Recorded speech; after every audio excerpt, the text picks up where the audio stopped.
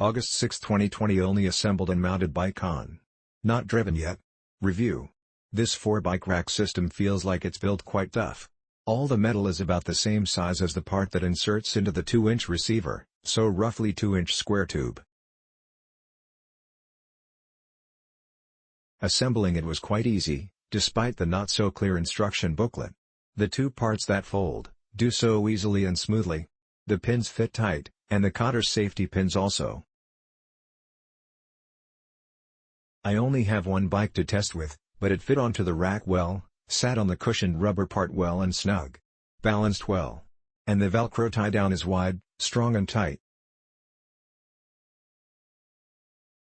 The bike feels quite secure and in place on the rack.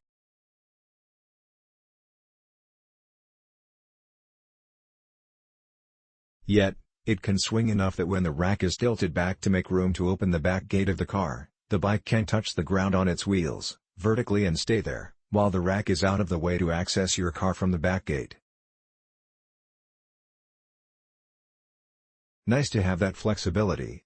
And not too difficult to lower the rack while the bike is on it. One bike.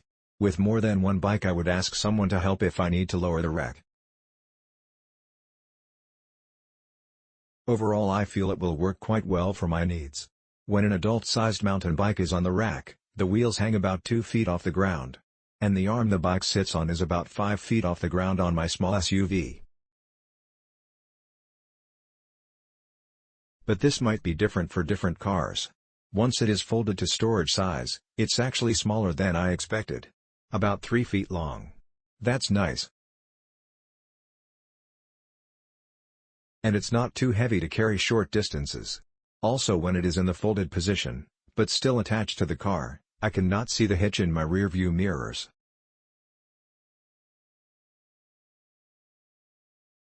So totally unobstructed view through my rear window.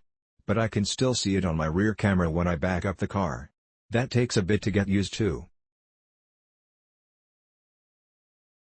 On the cons, the first obvious thing is the proprietary or non-standard pin that keeps the rack attached to the 2-inch hitch receiver.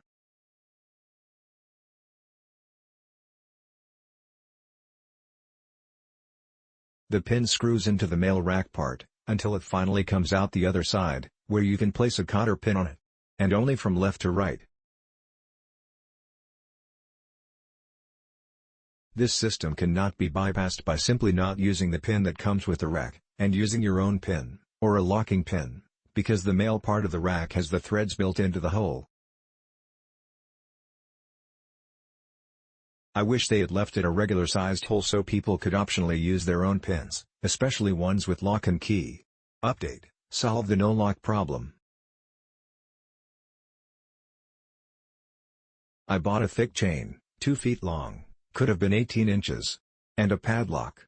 I wrapped the chain around the diagonal brace on the bike rack, then took the chain through the chain loop welded below my hitch receiver, then locked the chain.